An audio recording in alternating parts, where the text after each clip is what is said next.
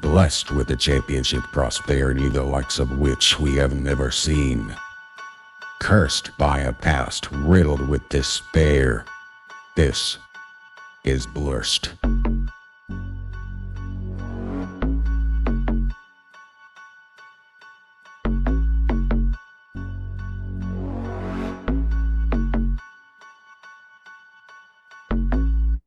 What's up, and welcome back to Blursed, everybody. Your friendly neighborhood podcast of Atlanta sports only. I'm joined by Aaron Kaiser and Blake Dodd. I'm Hayden Cummins. What's up, fellas? Not much, man. I'm ready. I was absent last week, so I'm ready to get back into the fold. That intro is awesome. I'm Hayden Cummins, live from Fort Collins. I've been listening to too much NPR. NPR, yeah. Yeah, it sounded like it. No, that's good. And now we'll segue into. I watched a Tiny Desk concert today as well. I mean, you watched the Post Malone one I sent? Well, I have. I did, but I didn't watch that today. I watched Taylor Swift's today. Oh, is that one good? Oh, it's very good. I'm sure it's great. Post Malone's was like his voice was shot because he's on tour, so he's like super raspy during it. But those are good. Yeah, the Tiny Desk is where it's at. Shout out NPR. I only watch sports. I have no idea what either of you guys are talking about. You don't know? Was it National Public Radio? Is that what NPR? I only watch Love Island. Yes, that's all. Yeah, I right. watch. There you go. Ah, there we go. That makes sense. UK. UK is the only one to watch in my opinion. Okay, you don't mess like, with the if I don't get the one. accents, what's the fucking point? Right, exactly. I want to pull you over here for a little chat, Hayden. Yeah. Did you even notice they say that or snog or snog, all that stuff. And then of course you'll get the random like, well, my grandpa was a third division footballer for Nottingham Forest. Well, half of them are semi, or half of them are semi. Yeah, exactly. Yeah. We're just gonna start incorporating that into the podcast, just like. I feel like I'm being mugged off here when two of us disagree. I'm being mugged off. You made me off, mate. What the fuck you doing? I gotta start watching it more. Speaking of across the pond, Aaron and I linked up this past weekend with our good old friend Levi, hosted us, and watched Everton play, started the English Premier League. Yeah, we've successfully recruited Blake. And they lost. So typical Atlanta sports fashion. Yes. You play a game where you look like you're the best team the whole time, and then you lose it at the end. Like that's just we know that. Everton's very Atlanta-esque. So I appreciated that. It made me feel right at home. Well, where is Everton? Liverpool. They are Liverpool's greatest rival, actually. Cool little thing. I was telling Blake this on Saturday, but one of the most special parts is Everton and Liverpool are both on either ends of a park. So think about like, Central Park or stuff like that, big cities with big parks, and their stadiums are on either end of it. So when they play one another, the players of the away team for whichever game, they go and dress out at their home stadium and they walk across the park to the other team's stadium. And I think of it kind of like a dog walk type thing. Yeah, very similar to White County, City of Cleveland City Park, right? Yes, I'm certain. That's what I'm picturing. Is that Freedom Park, the one next to the square? Yeah, smaller over there. That's right. Yes. It's funny you said rival. I was thinking also White County, like football. Is it rivalry like a White County North Hall rivalry where like one team uses the rivalry but the other one doesn't, or Liverpool and Everton actual rivals? No, they're actual rivals. So it's like I think it's because of how you could still view it that way, success wise, because currently Liverpool are one of the best teams in the world and Everton are not. But Liverpool, it's not like how Georgia and Georgia Tech have become, to where we don't really think of Georgia Tech. I mean, we certainly still think of them as a rival, but it's like, oh man, kind of thing. Whereas Liverpool, they're like, no, fuck it, fuck Everton. I want to put, we if might I can score 10, I'm scoring 10. Exactly. And it's probably because that rivalry goes back to like the 1860s. Like we were fighting a civil war and they were kicking off in the park. Yeah, exactly. So it's just different, built different. They had shit a little more figured out. But anyway, so I'm glad Blake's on board to go through the trauma that is an Everton fan, and they're very Blursed. They're certainly. Did y'all Blursed. have to like get up early to watch? Oh yes, game started at 10 a.m. 10 a.m. kickoff. So That's we not met so up. Bad. It wasn't too bad. It's actually kind of nice. But So that's a 10 a.m. kickoff. That's a night here game? it's a noon or not noon. It's an 3? afternoon game. Yeah, It's like 6 3 hours, p.m. Yeah, right? it's Yeah. 5. So it's 5. 3 p.m. over there. And but the hard ones is so their games are scheduled just like our football games here. So there's a slot of noon games, right? And so the noon games start at 7 a.m. That's where your fanhood is really tested. Getting up That's at early on a 6. Saturday. Yeah, 6 or 6:30, however much time you want to give yourself. But yeah, that's where you really got to test your Wow. mettle. That is early on a Saturday. And it's funny you talk about the 1800s. The Braves recently are breaking records from like the 1800s right now. Yeah. So with how good they've been, which is pretty funny. I was trying to find the exact one. I couldn't find it. Like offensive efficiency, which it doesn't really make sense to compare them to the 1800 teams either, because it's like a different sport essentially. It was it's a because of completely different sport. I listened to this podcast. Shout out to the Dollop. I don't know if you guys have ever heard of that, but it's a great history 'em out. podcast. 2 comedians, Dave Anthony and Gareth Reynolds, and it's one of my favorite podcasts. They, like I said, they're comedians, but it's a history pod. So they tell a historic or a story from history, but of course they're 2 improv comics, so they kind of riff around it. But they did one the other day on the early days of baseball, and it was back when like there were no foul balls. And so you just Everything was fair. Everything was fair. There were no foul lines. And so like it was kind of similar to cricket, to where if the ball got hit backwards, that was still in play. And I don't know. It was a wild episode. Catcher was the most valuable position. If you had a good catcher, if you had a good catcher, you were a good team. If you didn't, you were shit. Also, if you want some cutting edge news, speaking of cricket, apparently some like CEOs of Microsoft or some other big companies in America are putting a bid together to start a cricket league in the US, because apparently cricket is the second most popular sport in the world behind soccer. I didn't know that. I had no clue. But that's happening. I don't know if there. I don't see the market for it. Good luck with I that. thought basketball was the second most. I thought so sport. too. Apparently, it's got to be third. Cricket. I think it's cricket too, because like India is super big in the cricket. Australia, yeah, it's all that. Rugby's pretty big, right? Yeah, rugby's very big. But big. I think Australia skews that a little bit because they have their own. Like they play rugby too, but they also play Australian rules football, which is like a weird cross between American football and rugby. Where they still don't wear pads, but yeah. It's interesting. I kind of like Canadian football. Have y'all ever watched any of that? Yeah, I love the bizarre rules there. It's some really fun stuff. The big one is like you can start like in motion as a receiver, like from behind the line of scrimmage, basically get full speed, and then if you like hike if you it at time the right it time, yeah. If you snap it at the right time, then you just get like a full head start. It's exactly. pretty wild. It's just like the side-to-side motion that we do in American football, but it's north and south. North-south. Can you imagine Tyreek Hill had a sprinting start before they stopped the ball? Like, what are you supposed to do? He would be in the end zone every single play. How do you defend that? I think that was like back when Johnny Manziel was trying to make a comeback. I think I had tuned in for some Canadian football. Yeah, because he played. Yeah. He's back in the news because he has a Netflix documentary out now. Yeah. I haven't watched it, but I've seen some. Did we talk about this on the pod last week? No, I don't think so. No, I had a conversation with someone about it, and did you tell you the snippet with how much he watched film?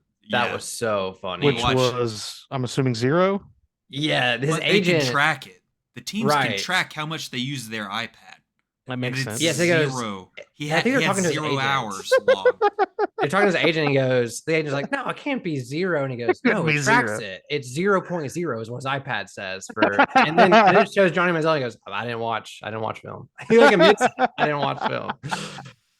Oh, boy. That's great. That is so good. We're Browns fans who thought they had like the next big thing. Or Skip. Did you guys ever remember seeing Skip Bayless's pick when he? Oh yeah, when he got drafted, bring him to like the promised land. Yeah, he did the old like I can't remember where Johnny was drafted, but it was like it was middle of the first round, I think, right? It was first round, way higher than it should have been. But anyway, I just remember, like, let's say he was 14th or something. Skip was like, 22nd. All I know is, it was 22nd. He was like, 21 other teams are going to regret not taking Johnny Manziel. Oh, yeah, big time. I mean, all Skip 30 Bayless, teams should trade it up. Yeah. He's the Tucker Carlson of... Oh, yeah. That's a great way to put it. That's comparison. exactly what he is. Yeah. I mean, it's entertainment only, no value. Although he is probably better than Colin Cowherd, who has been just constantly fucking up left and right. He doesn't watch any sports, like less than me, probably. That was hard. That was a hard watch recently. The one with Dwayne Haskins. Yes, that was tough. He's like naming players that have retired years ago, and he said It's that bad. like a list of quarterbacks that could not possibly win a Super Bowl, of which he listed Dwayne Haskins. Who's dead? Who Yeah, is that's dead. right. Died yeah. last year. Like, what the Yeah. hell? How do you not? Again, he's And And he not also wrong. didn't How he does go? no one else on the production pick Yeah. up that? Didn't he either? go That's in? the worst part. I yeah. don't think they care. I think they think. I think think production's like it's like, Similar that's to going to get some views, views. yeah. That's going to get some clicks. Yeah, I like that will guess. get. Damn. And it's like he will be the one at fault for that. It's unfortunate. Yeah, isn't he also the one that went in on Dwayne Haskins right after he passed away, or was that Adam Schefter? Like one of them had that like. Oh That was no, it was Schefter. Adam Schefter. Adam Schefter. That was bad too. His God, tweet. leave yeah. his name out of your It mouth. was, Stop yeah, talking about it was, Dwayne Haskins. It was the tweet the day that he died, and it was like Dwayne Haskins, who's underperformed in his career. Yeah, Right, or yes. something like that. Yeah. It's like cool. That's Shut- how you shut the fuck memorialize up, him. man. Oh, Yeah. people would say Yeah. the same of me, though. I mean, if, Yeah. if Schefter was to But I would report hope on my not the death, day you died. Hayden Cummins dies. Very well underperformed his professional career. He was happy about it, though. Yeah. In other underperforming news, James Harden with the Philadelphia 76ers came out this week and called Daniel Morey, their president of operations, Daryl Morey, yeah. a liar. And he repeated it twice and said he is a liar and will not be playing for that organization that he's a part of. That's fine. Is he on the 76ers right now? Yeah, he is. He is. And so Hayden moves around a lot. What Hayden just said there brings me to my point on this is that I'm taking Daryl Morey over James Harden every day of the week. Oh, James Harden has ruined this era of like player power era where they've had all of this power to do stuff because like he single-handedly is like ruined 3 teams. He's the one that would have he's the one guy that he would have been way more successful back before the players had power. Like if you put James Harden in the 90s, he's probably one of the best guards of all time. And that's the problem. It's tainted his. But that's career. because people would be telling him what to do. Yeah. And now that the players have much more freedom, he's the one that seems to so how that. does that change things though? Is like he would have had to play like within a certain offense, or No, like yeah, he would so be able to change teams at will. So the player power Exactly. era has been this new era where players can just be like, no, I don't want to play here. I don't want to play here. I'm going to go trade somewhere me. else. You got like, And for most players that works, and that's why I'm supportive of. That's why everyone should be supportive of it. But James Harden, of course, is the one where I think he's I don't know. Well, he's joined like 2 or 3 super teams at this point, and they've all fizzled. And like, I feel like if he never left Houston, his career would have like, even if he never won anything with Houston, like, I would still look more fondly at him because he's a great player. He's Let's just put it this way: there's a reason that the most successful period of James Harden's career was when he was coming off the bench for the Thunder. Oh, there's a reason for that. That's a hot take. I mean, I get it. Am I wrong for it? I mean, he won an MVP. He almost won an MVP or did win an MVP for the Rockets, or like was right there in the conversation. Yeah, he won one. And like he's a borderline Hall of Fame. He's a great scorer. Yeah, and then I don't that's know. where I mean, you're probably right. ends. I mean, he's kind of like Russell Westbrook in the sense of like the end of career is like tainting his whole career. Yeah, he's like if Russell Westbrook did less things on the court. Yeah, it's pretty much it. You know who else was a good and got less rebounds and all that. Yeah. You know who else was a good scorer in borderline Hall of Fame career? Who's that? Matt Ryan. Matt Ryan. I knew where you're going with that. All right, but wait, I had more to this. Trust the process. Everyone says it all the time. I think we've said it on this show that the process ended when Ben Simmons didn't dunk on Trae Young. He was scared. But listen to this trade. So I was looking back at their stuff. 2017, the 76ers traded the number 1 pick, who they could have took Jason Tatum. They traded for the number 1 pick, and they drafted Markelle Fultz, who doesn't even play. If he does play, it's for like Orlando Magic right now, and he's been hurt this whole time. But yeah, they picked him over Jason Tatum. Can you imagine Jason Tatum with Embiid? Like they would have won probably 2 ships by now, if not more. Tough to say, though. It is tough to say, but I think James Harden could ruin any super team. Well, they may never. But yeah, James Harden, I think you're right. I don't think they ever get James Harden. But maybe he just doesn't believe in super teams, so he just goes in, fucks them up. He's like, no. It's like I don't like this system. After that happened, 2018, they had their GM Twitter controversy. The GM left. They traded Jimmy Butler in 2019, fired their coach, hired a new coach and GM in 2020. Ben Simmons demanded the trade after the Trae Young embarrassed him. Then they got investigated by the NBA last year. Now James Harden is demanding a trade. And now Embiid has removed them off his location on social media. So is the process over? Yeah, everybody does that, though. Like Trae Young does that every couple months, it feels like, too. Or he like, does it every year. does I it, but don't know Embiid's never why. done it. Is it like, oh, no free advertising kind of thing, or I don't know why. I don't know what it I would is. not say on the to some- clock? Fuck you. It just proves all we can say about it for sure is it proves just how the NBA is the biggest drama league of any sport yes. in the world, not just in America. I don't Yeah. think there's more drama in any sport ever. Maybe some obscure league in a country we don't know has more drama, but no, NBA is it's the only the NBA. It's the only league I know where you're in the dead zone for the sport. And something like this comes up this week with the Daryl Morey is a liar. I'm not going to play for him and stuff. And it's like, it is so juicy all the time. It's just so entertaining. It's impossible to compete with, especially in like the dog days of summer, like here getting into September almost with football on the way back, but not quite back, training camp and Hard Knocks and all that shit. But baseball's just kind of, I don't know if you guys feel the same way. It drags on. The season's long as shit. It's hard to stay on top of it all the time. It is. Because, the Braves boy, oh boy, the there's 162 games, and the Braves jump out to a 5-0 lead in the first inning every game. Yeah. Dude, it's I'm not going to spend all my time. Like, I'm just going to be on my phone or something. I have a coworker who's a big Yankees fan. She went to the game on Monday. Tough. Yeah, and not only Monday was horribly hot, just horribly hot in Georgia. Like, and heat index of 114. Today's been much better. Much better. I'd say it felt like a little bit like fall. It did. This morning, felt like fall, a little brisk air. But she goes to the game, and she said they left at the fourth inning. She goes, I was hot.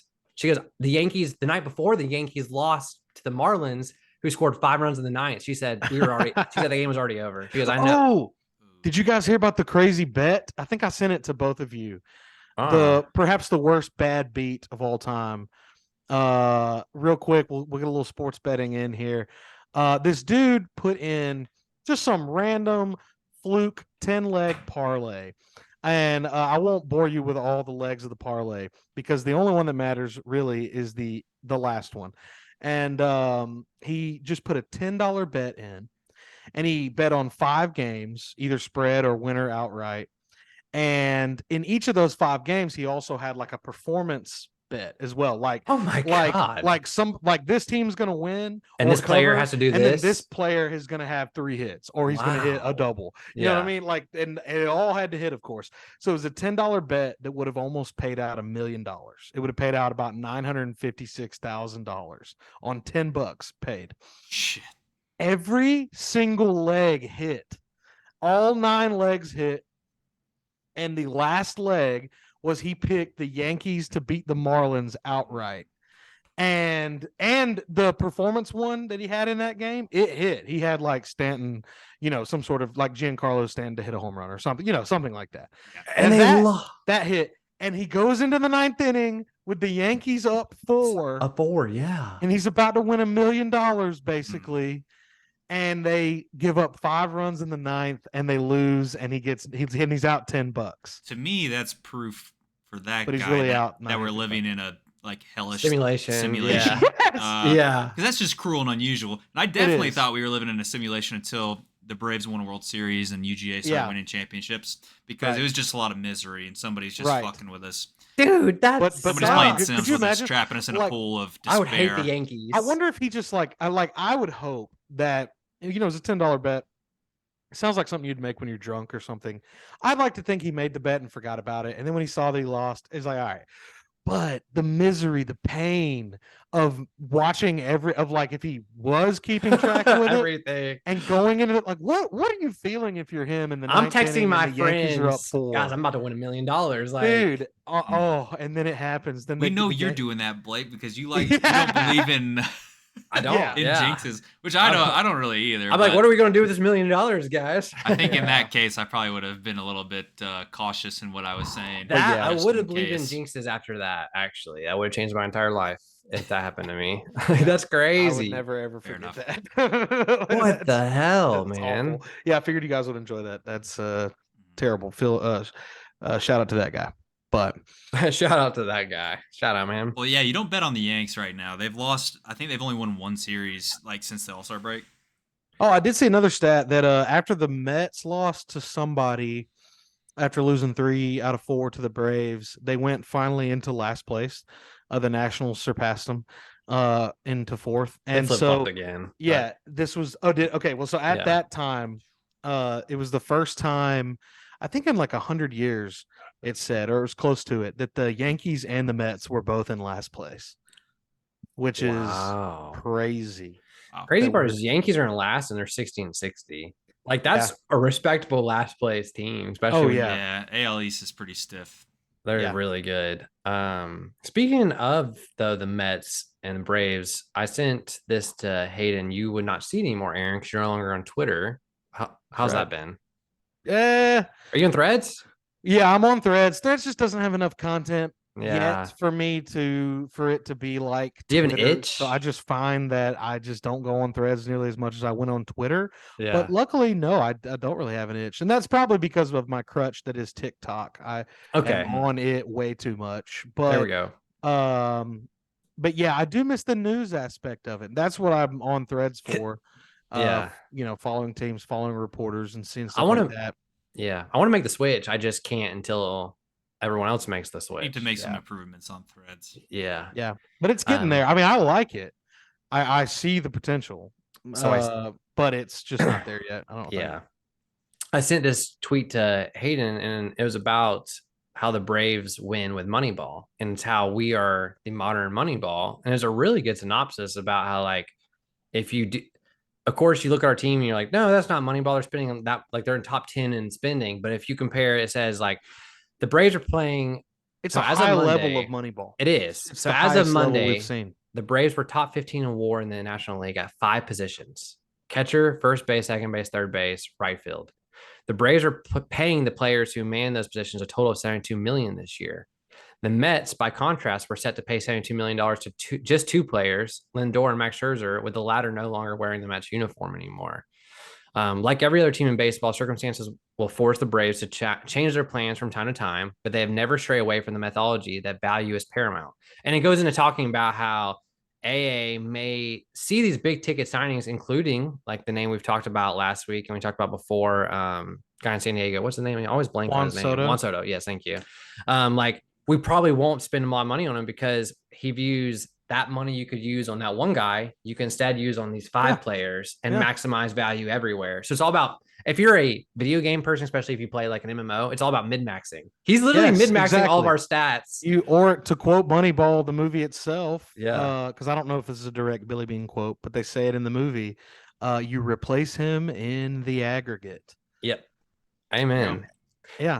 And so it was a really cool article about that. And I thought what I liked, it was nice to see positive media coverage coming from national media sources when there's a lot of people right now, which I don't know how y'all feel about this, who believe that the Braves are cheating.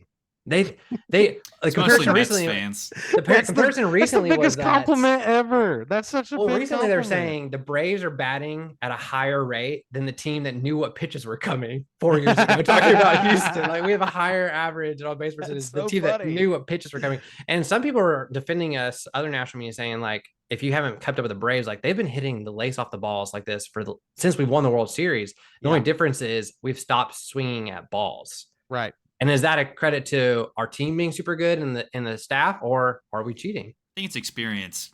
Because, we have so many young guys. And so as these guys age more, you get more aware of the strike zone and you start having better approach.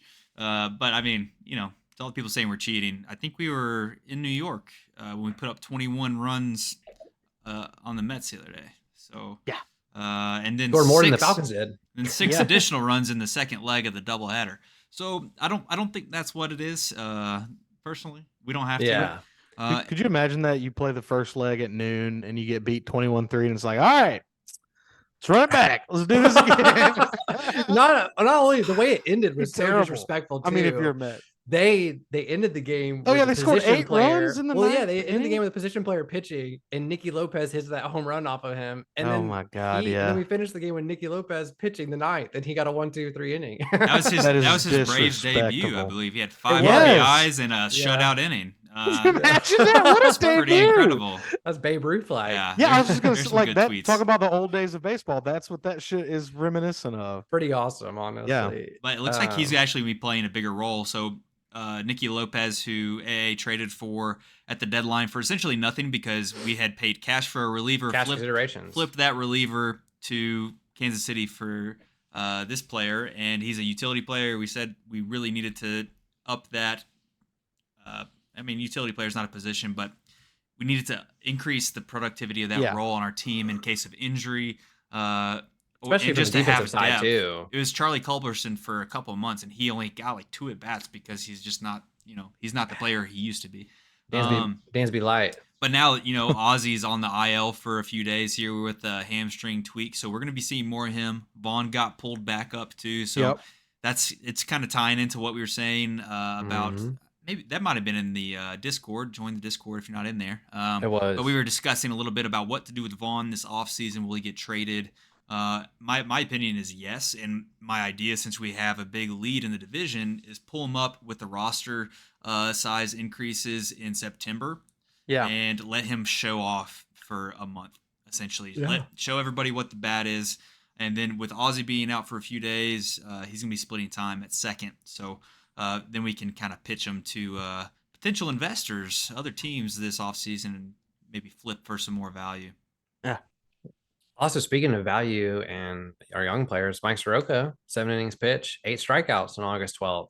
So this was minor leagues, but that's his best. 0 runs he gave up. I mean, that's his best outing so far, minor or majors this year. So we might see him back again soon. But Kyle Wright's also starting to pitch, starting to his rehab assignments. So. Yeah, that's huge. Breed has been very good. Strider's been a little up and down, but his last start was good.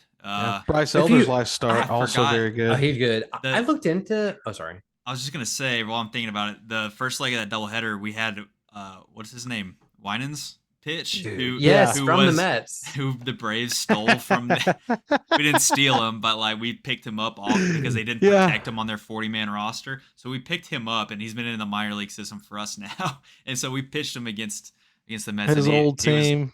He just dominated him. It was hilarious. Yeah. That was just a little additional 7 innings, 9 strikeouts. So another thing about that, how crazy dominant that doubleheader stretch was. It was like we beat them 21-3. We pitched their player, or their most recent player, against them, and he dominates them.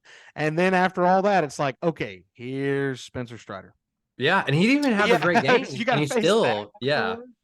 Well, the crazy part is Strider didn't have his typical strikeout game, but he still went 7 innings, 0 runs. Yeah, I think only had 5 that game or something. Yeah, like and then Winans went 7 innings, 9 strikeouts. So yeah, I mean, the Mets look silly. I'll say this about Strider. A lot of people have been a little concerned about him, but if you actually if you look at his ERA since the All-Star break, it's like a 5. But if you actually look at the numbers, it's all from like 2 different innings or 3 different innings. He's just had a couple of really bad innings, but overall he's been good. Which, I mean, second-year player. I don't. Yeah, I mean, you see that with pitchers from time to time, and people are complaining about his ERA and like he shouldn't be in the conversation for Cy Young. Which maybe it's not his year, but his strikeout numbers put him in elite territory always. The swing and miss stuff that he has is elite, and that's going to continue to play for years. And especially if he works with guys like Max Fried, it's nice to have him back around, but you don't have to strike everybody out. That's definitely not Max Fried's game. That's why we see him throwing complete games at under 100 pitches, which is so unheard of in today's game. But Greg Maddux used to do it all the time as well. All the time. But there's a lot of value in being able to generate outs, on the first or second pitch of an at bat. Absolutely. What was I gonna say about that? I lost my train of thought. Wow. I led you on a tangent there. Yeah. But yeah, it's good that some of these pitching depth pieces are pitching well. Soroka, maybe we see him again this season. The starting pitchers have been struggling since the All-Star break, so it's good to see them put together some good performances here. And AJ Smith-Schuster as well is pitching well in the minors. So it's also good to see the break. I wasn't worried. We talked about on the podcast last week. We weren't worried about this, but it's good to see the Braves. We've won 7 of our last 10, back on the winning. We've won our last couple of series again. It's good to see that happen again. So it seems like they're finally rolling after the break. Yeah. I mean, we were talking about how many runs that the Cubs have scored since the All-Star break. The Braves, since the month of August has started, has scored it's only been 15 days and we scored 115 runs already, or 120 runs. It's been incredible. Nuts. Great. Yeah. Let's just keep it going. Let's hope we time it up right this year. Well, here's my Braves question. It's gonna suck if we can't hit in the playoffs for some reason. God, yeah. If Olsen hits 60 home runs, can he steal the MVP away from Acuna? He gets 60. What's he on pace for? He's on pace for 60 now. He just the new pace is 43. 60. Is it 43? I think. Or Yeah. something. And I don't know. I mean, I Aaron think Judge took the MVP away from Shohei last year, which probably shouldn't have happened. But no. Agreed. But he has that'd be wild. He has 43 home runs and 107 RBI, and it's August 16th. Yeah, I mean that could happen, but I mean the thing I'm most excited about if they finish 1 and 2 in the in the MVP voting, I saw that'd be the first time that teammates finished 1 and 2 since Barry Bonds and Jeff Kent. I believe Wow. that. Yeah, Oh man. Wow. That's I'm worried. That's rarefied air. That's pretty cool. I'm a little worried they still vote from each other, and then Freddie somehow wins this. Yeah, that would be some shit. That would be some. Which I mean, hey, but props to Freddie's the had a Braves great organization, though. I mean, if they, I mean, they'll be those 3 should be the top 3 in the vote. Yeah, and Freddie's a Brave, and they're so. yeah, and it's like one of them came up with, or yeah, so you know, 2 of them are current Braves, 2 of them came up with the Braves. So yeah, I mean. And the crazy part too, if you look at Acuna's stats, if you look at his advanced metrics, he's underperforming though, based on all this, which shows you like he could even have a better season next season, which is nuts. Underperforming like what his metrics expectations show. are. Yeah, like based on how hard he's hitting the ball and based like, on everything. He should have a higher batting average than he does. He should have blah blah blah. But just based on exit velocity a lot of the time and launch angle and all that stuff. Crazy, dude. Yeah. So he's kind of getting robbed. It's in baseball. Sometimes you hit him right at him. You got to find it or not, which is what guys like Luis Reyes does. True that. Jeff McNeil, that type of guy. But that's not there Ronnie. You go. Ronnie's just he's gonna slap that tater. I'm gonna send it wherever it goes. Try to knock it through their glove. Not necessarily speaking of this, but I did want to point this out. Shout out Marcelo Zuna. Last night, he went. Yeah, it was Zuna from the Braves. That's the one. He went 2 for 2 and 4 at bats. He had a 3-run home run, a single, and 2 walks. I mean, if you had told me last year that at bat could happen with Marcelo Zuna, that he could have 2 walks, or not at bat, that game he could have 2 walks, a single, and a 3-run homer. I mean, I wouldn't have believed you. I mean, that's crazy that you could have told us that earlier this year, and we were like, true. How is he still in the league? Yeah. I mean, he's turned his season around. His batting average up to 245 now, which is like I'm pretty respectable, honestly, compared to what it was. Yeah. It was in the 100s, right, or below 100. I don't know. It was bad. I think it got like point, or it was like 0.98 at one point. I think. Right. Yeah. So I mean, it was wild. Hitting's a hard thing to do. I'm glad he's figured it out. Maybe he wouldn't have in a different lineup.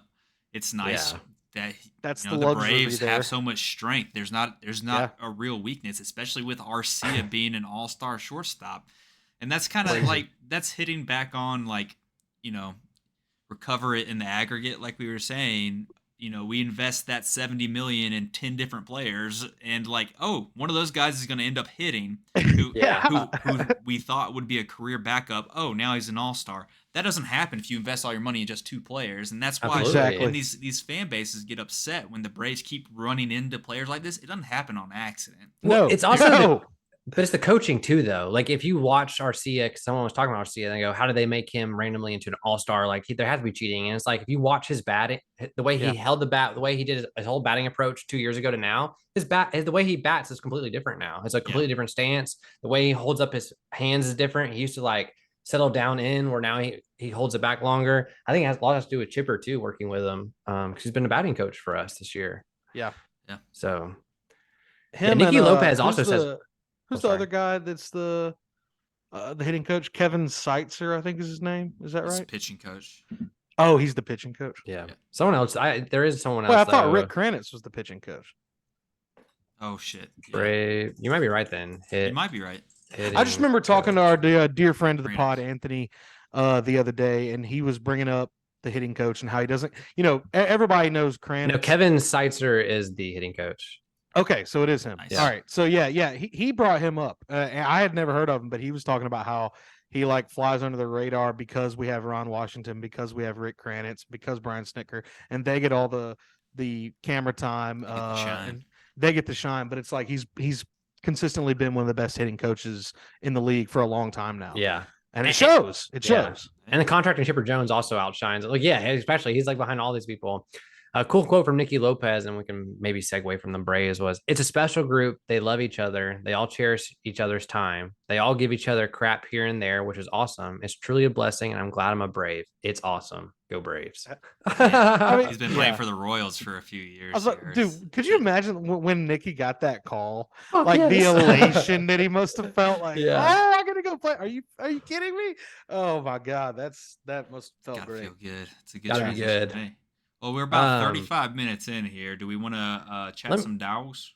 Can I hit Falcons real quick and then go dogs? I think dogs are more important for the preseason. I just want to hit a couple Falcon headlines. Can I pet that dog? Can I pet that dog? Falcons, real quick. We've really done a great job of avoiding injuries to critical players. Obviously, Avery Williams went down early in the summer training camp, mini camp, which that's a big loss because that's your punt returner. However, D. Alford had a punt return for a touchdown in the preseason game, which anytime, I don't care if it's preseason or regular season, anytime you get a punt return, that's a big deal. And I think he might have sealed the spot on that 79-yard punt return. Some other things to look at, Michael Walker, someone we've talked about. This is another Thomas Dimitrov pick from the past. He got waived this week. His Pro Football Focus grade was a 32 against the Miami. And he's playing against their second and third string. Out of 35, right? That's bad. Oh, yeah. No, yeah. It's out of 100. Out of 100. Yeah. There you go. Not where you want to be. There. There it is. Sorry, yeah. 32 score. So he got waived, and I'm glad to see it. Like, he honestly wasn't going to do much for us. And then last but not least, I just thought this was cool quote from our special teams coach. He dropped a stat that was interesting that makes sense. I just never thought about it. A 10-yard punt return results in a 50% chance, or around a 50% chance of scoring on the subsequent drive. A 20-yard return results in offensive score 70% of the time. So it just shows you how much goes into having a good punt returner and why special teams is important. And it also what separates football from every other sport is the special teams. We talked about it talking about Georgia last year. I remember with how beneficial Cam Nizelek was for us, and then now Brett Thorson, because of people don't think about it in the terms that they should, which is that the game is won on field position. 90% of the time, field position determines who wins. A punt is not necessarily a bad thing because of what you just said. And you know, I know you're talking about the return side of that, but the flip, like if you flip it on the other end and you get a stop, guess what? You have netted a positive yardage. And I don't know. It's just crazy to me how much punt and punt return are overlooked. No, absolutely. It's a game of netting field position, right? Exactly. It's 100% war. It is literally. It's it's literally. I mean, it's one of the most technically chess sports of any sport because the coaches are actively coaching against each other. You see different things. I mean, it's one of the coolest parts about football is the chess match that happens the whole game. And some of the best coaches in the world, like Bill Belichick, like they're known for their halftime adjustments. I mean, Kirby Smart in college football, same way. I don't want to go too much into Falcons right now, just because it's the preseason. We mainly saw second and third strings. We'll talk more Falcons next week because the starters are playing against the Bengals this weekend. So tune in Friday night to watch the starters. When's Bijan going to get some carries? He will carry this Friday. Every starter is playing this Friday. So I'm excited. I swear to God, if Bijan ruins my fantasy football season, he's going to win you the league, man. He's going to win you the league. One thing, though, I wanted to ask y'all this. Is this the most impressive streak in the NFL? The Ravens defeated the Eagles 20-19 and have now won 24 consecutive preseason games dating back to 2015. That's so crazy. Is that the cool, like the best streak in the NFL? Like active streak, probably. I don't know. Maybe. I know it's irrelevant. It's the funniest streak in all of sports. Maybe it has to be skill of some sort, though, right? And like, I think it might be Harbaugh. I mean, I think Harbaugh is just a really good coach, man. Me too. And I think that bleeds over into winning any type of game. I think it translates that winning culture conversation we had earlier. Like the Ravens, they've not won a Super Bowl recently, but they're in the playoffs every year, or right there on the cusp. They have winning seasons every year, and they've had to deal with so much shit. By the way. Absolutely. The quarterback can't stop getting COVID. They have five great running backs who are all hurt all the time. Yes, exactly. Doesn't matter who's on their defense; they're always good. Like their front office hasn't invested a ton of talent in the wide receiving core yet. They still I mean, they that changed this produce. year though, and they hired Yeah. Todd Monken. So I'm expecting big things out of the Ravens. I was this gonna year. ask, what do you guys think? How's Monken gonna do taking over that offense? They have some pieces. I think it'll be great. I mean, Yep. he's got a more mobile quarterback, but Yeah. he showed that he can scheme well for mobile quarterbacks with Stetson. Yes. And, absolutely. And then on top of that, he already was running that pro spread because the NFL, you know, when we were growing up, you heard the pro style. And that was, you threw the ball a lot, but you did so out of I formations, single back formations, stuff like that. And whereas now you're seeing more of like a weird hybrid between the old pro style and the college spread game. And Todd Monken is with like a West Coast mix, basically. Yeah, kind of like that. Yeah. Short underneath throws, mid-range stuff. And with a mobile quarterback. Exactly. I think he's going to roll just like he was at Georgia. I think Lamar, if he stays healthy, is in a prime showing to win the not Heisman MVP this year. The Heisman. Yeah, he's gonna go back and win the Heisman. No, I think he could. I think he's a dark horse to win the MVP this year. How old is Lamar Jackson? Because I feel like every year he's 26 or something. He keeps getting younger, but people like it's weird. You know, he's won a NFL MVP and he's like 26. Stetson's just coming out. He's 1 year older than Stetson. That is crazy. He's been around so long already. Awesome. Speaking of, we can't leave. You know, I think this would be a transition to the dogs. Transition. Yeah. Well, here's the transition though, and it would be that. Did y'all see Stetson's debut? For the Rams? He had a phenomenal stat line. I think he went it's like 19 of 26 with a touchdown and like 200 something yards. Yeah, no, he did. He played fine, man. He was really, really good. I think he landed at the best spot for him because Matthew Stafford's like the only person who's going to care to actually mentor the guy because he's kind of a douche.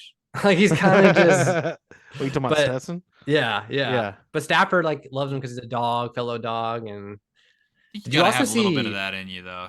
You do. Did you also see, speaking of former Georgia quarterbacks, Justin Fields threw 3 passes for like 168 yards? I did. But the net yardage was actually only 15 yards. It was negative yards. It was negative 8 yards that went for 160. Oh, so 3 different screens. Air yards. And 2 of the screens were bad. 2 of the screens were only because DJ Moore made a great play. Yeah. He's going to love having DJ Moore. I do think that. Oh, absolutely. But yeah. All right. So we want to transition over to the dogs. Oh yeah. The title of this episode is "Whomst Let the Dogs Out." Whomst let us Aaron. He's here to talk to us about these dogs. Yes. So I was talking to Hayden before the podcast started about how we've been here, I guess, but it's just really hitting me looking at this depth chart and looking at guys and how they perform through the spring and the people we've got coming in, be they true freshmen or graduate transfers. And we're at that Alabama level of we don't rebuild anymore.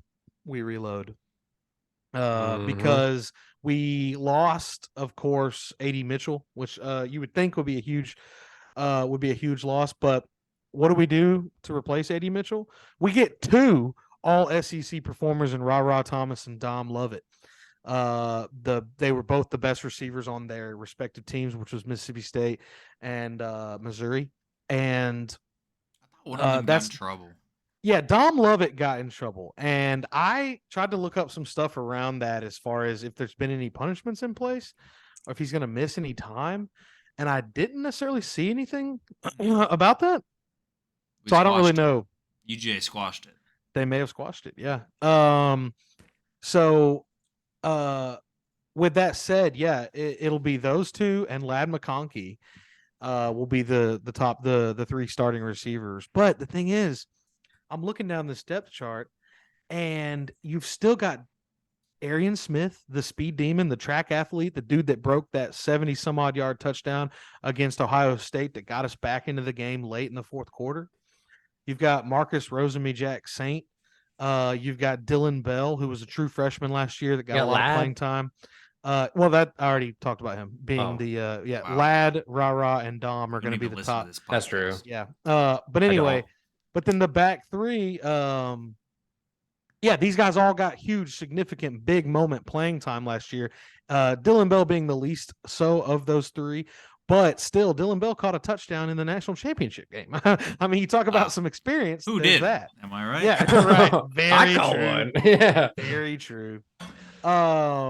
So yeah, I'm excited about that. I am interested to see how Mike Bobo plays off of how we have been running things with Todd Monken. Todd, of course, spread the ball out a lot more than Mike Bobo did, at least with me remembering back to how he was at UGA. He did that pure pro style offense when he was at UGA. But it'll be I'm interesting to see like the evolution of his offensive scheme. It's going to be Exactly. similar. I think there'll be less quarterback mobility just because he's going to play off of The Carson strengths, the Beck's team. Yeah. exactly. his skill set. So I do expect to see more down the field throwing and maybe more play action.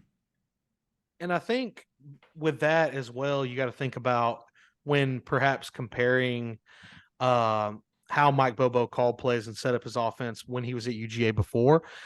He quite frankly had a lower talent pool back then. Not even close. 100%. Yeah. So this is easily the most talented team Mike Bobo's ever been the offense coordinator for. So it'll be very exciting to see how he does that. We returned 4 out of 5 offensive line starters if you include Xavier Truss, and I do because he started 14 games last year, and in the and then that 15th game he rotated in and out a lot. Question about this. Would you say coming into the season, like the biggest question marks on offense for the Dogs? Well, I mean, I guess it's kind of a couple of rooms, but quarterback and offensive line would be 2 of them, just because we had that tragic loss, but after the season where we lost a starting tackle, but you also are replacing Stetson Bennett, who just won 2 national championships. Yeah, and you're talking about on offense, Broderick Jones. Yes. Broderick Jones, of course, got drafted 14. No, I'm talking about we lost a player who died. Well, yeah, but he was not a returning starter. Is what? Okay. He was supposed to become a starter, though, right? Yeah, Devin Willock, of course. Yes. Rest in peace to Devin Willock. Yeah, he was. Yeah, he was definitely going to get some playing time this year. Challenge Ernest Green for that other tackle spot that Amarius Mims is on the other side. So that is the newcomer this year. We have a redshirt freshman who's redshirted last year, Ernest Green. That was one of the first newcomers I wanted to talk about, actually, Blake. Cool. To answer your question, though, yeah, I think that if you were to it's hard to put a question mark on a roster like this, right? That reloads. Because no, I honestly wouldn't say Carson Beck is a question mark, but yes, I think that that's the biggest question mark because of the fact that we've seen how he's performed coming in when the game's over. But we've yet to see how he does in a close game. You know, there was no circumstance last year where Stetson got knocked around and had to come out for a couple drives and Carson came in. I don't think that ever happened. No, but he did go in the third quarter a lot. Yeah, right. Yeah, exactly. But he looks the part. His stats that he basically over the course of the season played a full game. I've got his stats right here for me or for y'all. He throughout the season he went 26 for 35, 310 yards, 4 touchdowns, and 0 interceptions. I mean, that is basically one full game of playing time, or at least stats. And so that is obviously super encouraging. But again, not going against a ton of first team defenses, or if he was, they were first team defenses that had just got lit up for 60 points. Right. You know, that's why I think the spring game was like even more telling of like what he could do. For sure. I mean, even like a split first team defense at UGA is a first team defense for most schools. That's exactly right. The way he like just layered it in there. Like he's kind of got a different skill set than Stet. I love that you said that. Oh, sorry. Oh, I was just gonna say I kind of see him as maybe like a Heisman dark horse. I like huge. that. Yeah, mark it down. Stet was, he got invited last year. We said that last year, didn't we? Didn't we say he's a dark horse, and then he goes? And then it happened. Yeah. I will say, Kirby, speaking of like scrimmaging yourselves and what a great test that is, Kirby did say August after the most recent scrimmage, he said today was about playing Georgia. You're not going to play too many teams better than Georgia. So that's right. So let's go play Georgia. Yeah. Well, have you ever played Missouri on the road? Every SEC team is. It's hard to win on the road in the SEC. Aiden. Hey, we almost that. We almost lost to Missouri on the road in the SEC and Kentucky. Yeah, such a cop-out. It is. All right, but so Ernest Green, he's the dude that I am the most excited for as far as newcomers to this whole team, not just offense. And yeah, am I a little biased being a big fan of the offensive line and he's an offensive lineman? Sure. But as we've all talked about, that is the most important position group. Certainly not the most important position, that's quarterback. But when those 5 guys are doing well, you don't really think about them. And when you're not thinking about your offensive line, that's when you know they're really good. Yeah. Okay. True that. So he was a composite 4-star prospect. He was the number 2 interior offensive lineman nationally. Get this, the number 43 prospect for linemen as a whole. And it's interesting to me that he was an interior lineman in high school, but he'll be starting at tackle for us at UGA. So yeah, I'm interested to see how he transitioned from that role. I'm sure he played a lot of interior lineman spots throughout his, schooling and things like that. What were you gonna say, Blake? I would say it'd also be interesting too. He's someone to keep an eye on later because, like, if you think about the Falcons, we took Matt Bergeron from Syracuse, who was a tackle, we're converting him to guard. So just maybe he's one of those people too that an NFL team gets 4 years from now or 3 years from now, who's like, oh, this guy can play multiple positions. Like, it's a good thing. It's a good skill to have for an individual player. Sure, absolutely. He's also a champion. They won the California, by the way. You talk about like this dude wasn't from Maine. He wasn't on some little 2A school from Maine and they won the title. No.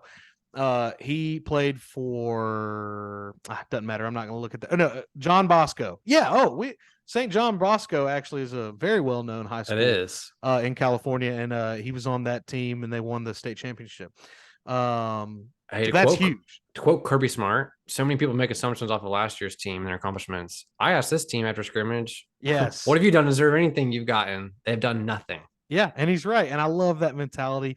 That's a great way to make sure your message doesn't stay or doesn't become stale, like what happens to a lot of successful coaches. You got to make sure each team knows, hey, you are not last year's team. Even if you were on last year's team, you have not done shit.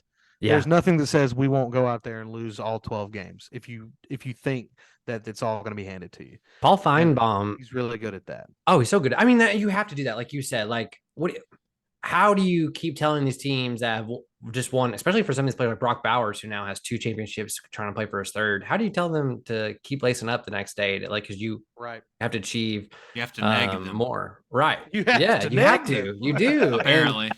Paul Feinbaum asked about this, and Lam McConkey said, listen to the message, not the tone. And he said it smiling and laughing. Like, they obviously love Kirby as a coach. Kirby just coaches hard. And he's going to definitely say this stuff to the media because he knows other people are listening. And he wants to intimidate people too. You're right. Absolutely. So just real quick, I'm not going to dive into a bunch more on folks, but a couple more newcomers you guys may not have heard of that it's actually looking like they're going to get significant playing time. Similar to like a Malachi Starks. You remember last year, Malachi was a true freshman and nobody really had heard about him. We had heard things coming out of camp. Oh, this guy's, he might get some playing time. And then boom, he starts the first game against Oregon. He has that amazing pick against Bo Nix. He may have even led the team in interceptions last year. I'm not positive on that though, but he had a great freshman campaign. So somewhere along those lines, there's a guy named Janelle Aguero, who's currently listed as the backup in the star position. Tyke Smith, of course, returns for us. That's his role. That's where he's going to stay. But Janelle Aguero is listed as the backup there. He's also listed in the, I think the kick returns.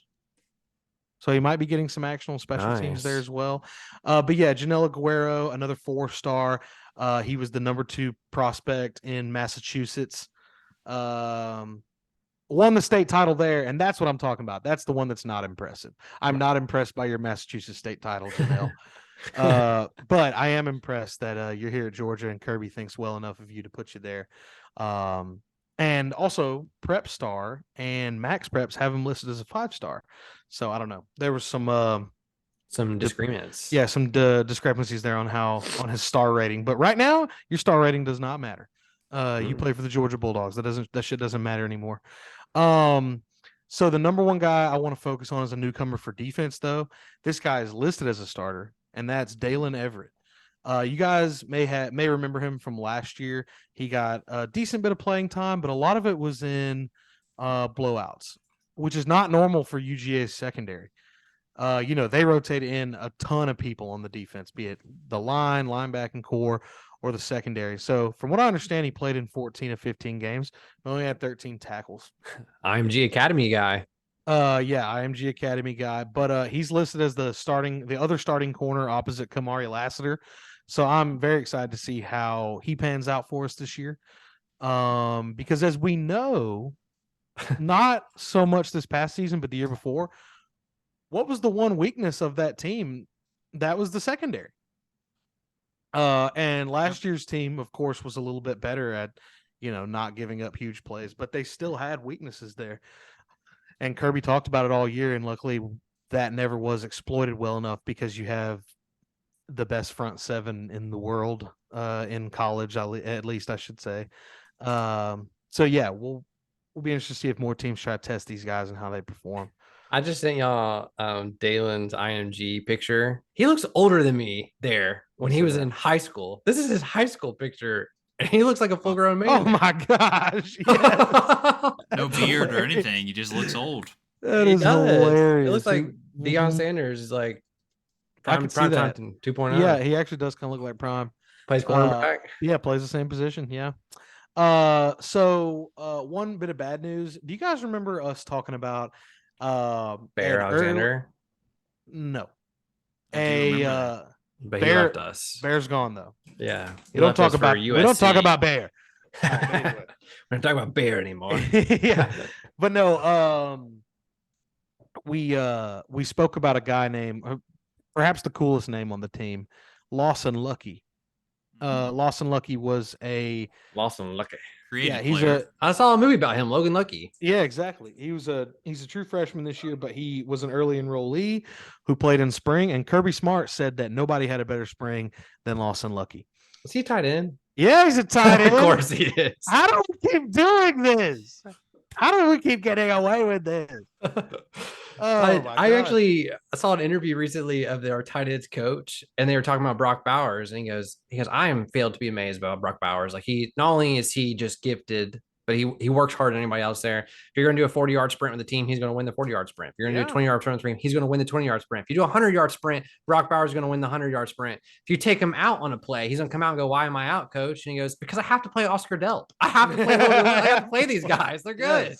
Yes. And of course, he's pissed off when he gets taken out. And he goes, "He should be pissed off. He's the best player here." And a lot of high praise talking about that. I think is another reason why Mike Bobo was the perfect fit to step in and replace Todd Monken, because Bobo used the tight ends a lot when he was here last, and has throughout his career, from what I understand. And there's no better tight end room in the nation. You have everybody at your disposal. So yet again, we're going to look at a lot of 2 and maybe even 3 tight end sets. Very Falcons-esque in that sense, honestly. Oh, sorry, but where I led into Lawson Lucky was I did see a report that he got a little banged up here a few days ago in practice. I don't think anything serious, but they're monitoring him. He's not practicing right now. We'll just say that he can rest because we have depth there. We do have a bit of depth. You don't want to rest too long if he doesn't want to get this season redshirted. True. That's a good point. That'd be really easy to do. Yes, crazy thing though is AP number 1. Was that shocking to you? I didn't think we. No. Okay. Why would that be shocking? Because all offseason everyone talked about Alabama, how they're the number 1 recruiting class again, and blah blah blah blah, and they're not even 2 or 3; they're 4. So that part is surprising. That is the fact they were 4 is what's. And LSU's 5, 3 SEC teams in the top 5, 6 SEC teams in the top 25. The London Froghorn, which is a across the pond fan group of TCU corner, they tweeted out something that's super funny. They said actual AP poll versus the AP poll Kirby Smart sent to his players. It shows the AP poll with the dogs won and the rest of it. And then there's the one that says the players that shows not Georgia at 1. And then on 23, it says Georgia. It's hilarious. I thought that was pretty good. They think we're going to go 7-5 this year. Right. We got proven wrong. That's good. But yeah, just a quick little dogs preview there for y'all. Just I wanted to highlight a few newcomers that I think might bust onto the scene and similar, like I said, to Malachi Stark, somebody you may not have heard of that you're probably going to hear of in game one. Good job, man. We really need to. We got 2 weeks, I think, before college football officially starts. We'll try to do our win-loss projection either next week or the week after that. For college football? For college football, yeah. Do we need to do that? Can we can say it now. Have y'all seen this schedule? I think we can say it now. All right, 12-0. Yeah, it's 12-0. It's the easiest goddamn schedule I've ever seen in my life. Oh my God. It's crazy. I think we only have 2 ranked opponents on the schedule right now, and that's Tennessee and Ole Miss, who we don't play until the last 3 weeks of the season. So that is interesting to me. That perhaps, and not only is it the toughest part of the schedule in how good those teams are or could be, it's how late they are in the season too. Yeah, Ole Miss, then Tennessee, then Georgia Tech to end it. So I would in guess the season. South Carolina ends up ranked. Yeah, I would say so sure. too. We play them September 16th. That's our 3rd game. That's our first test. Yes, and then we play our first 4 games is Tennessee, Martin, Ball State, South Carolina, and UAB. Like that's our first 4. But then we get into the SEC. And we go into Auburn September 30th, which is an early Auburn game. We talked about this before, but early Auburn game this year. But let's also say we were supposed to play Oklahoma first. Yeah, this that's season. what I was going to bring up. Don't forget Ball that. State was supposed to, and by the way, it was supposed to be at Oklahoma. Yes, so let's not forget that. But I will say, if you compare it to not our fault. LSU, who's playing at Florida State week 1, and Florida State's ranked 8th this year, which I think they should be. I think they deserve to be top 25. 8 seems a little high, but but that's they exciting. are finally perhaps on the cusp of smelling being back. They should be the ACC favorite this year over so? Clemson, in my opinion. Well, yeah, we'll see. Yeah, Clemson has fallen off. Dabo might have a few tricks up his sleeve. I don't see him going quiet into that good night. No. I see him raging against the dying of the light there. Yes, absolutely. I truly do. I want him to fade. Please. I can't say. There's nothing that I don't find cringy about that man. He is so cringe. Anything else, guys? No, I mean, I think I'm good myself. I'm just excited to get football back. Premier League football's already back. Fantasy drafts have been great. We're already having players go down before the season starts. Yeah. Woo! Especially you, Blake. Yeah, I think I had not only did Zeke get signed to the Patriots, so that takes running back. I don't think it hurts Stevenson at all. I think he'll poach some goal lines, but overall I still like him. But also that was going to happen anyway. With anybody there. The Sun God today gets injured, so it seems like it might not be a big deal. But that affects me and Dynasty and Hayden in our actual league, and then also Traylon Burke, who affects me in Dynasty, has some kind of hurt thing today. But he's a receiver in Tennessee, though, right? Yeah.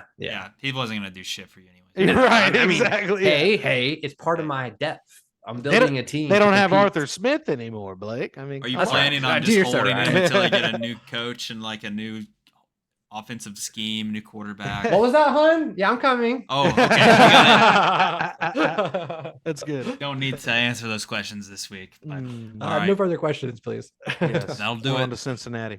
Before you go, if you enjoyed our episode, please subscribe, leave us a 5-star review, and share with your friends. If you'd like to see these mugs, all of our video podcasts are now available on YouTube, where you can like, comment, and subscribe. For more content, follow at Blursed Sports on Instagram, TikTok, and Twitter. You can also follow us individually at Blursed Blake, at Blursed Hayden, and at @A_Kais. If you're interested in chatting with us directly, join our new Discord community by typing discord.io/BlursedSports into your browser. As always, a huge shout out to our music man, Oh No, for keeping the vibe right and laying down straight slappers every week. You can find his information in the show notes. Thanks again so much for listening, and see you next week.